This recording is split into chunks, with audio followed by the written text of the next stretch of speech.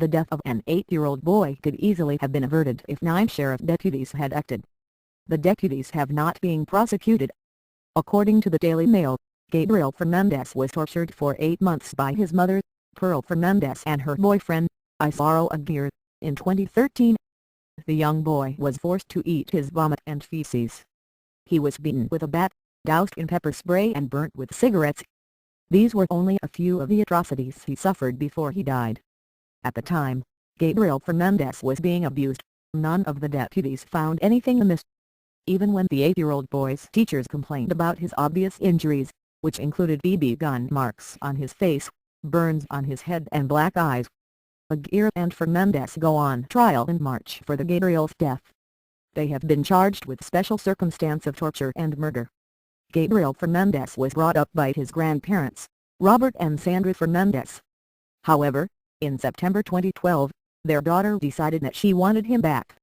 Her parents fought a claim, arguing that she had a history of abusing her other kids and was battling the drug addiction.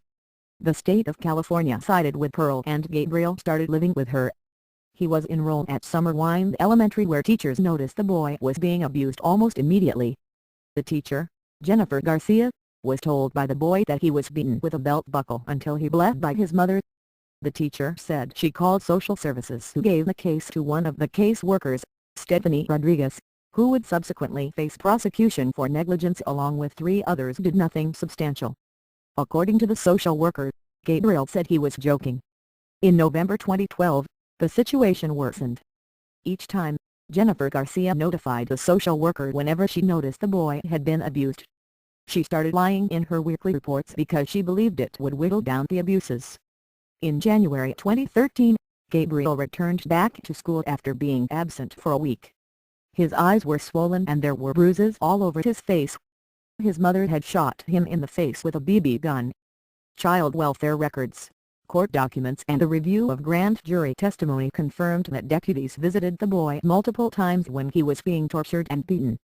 But the deputies insisted there were no signs of abuse and did not file any paperwork that would have prompted child abuse investigators to act. Deputy Emil Durazo went to the Palmdale residence and did not file a report.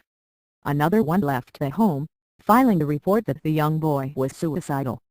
The deputy allegedly told Gabriel's mother to get mental health services for him. He left the home without interviewing or physically examining the boy. When a security guard reported that Gabriel had bruises on his face and alleged cigarette burns on his scalp, the security guard was scolded by a sheriff's deputy who screamed that being burned with cigarettes was not an emergency. Another deputy who checked on him came to the decision that the injuries were caused when he fell from a bicycle.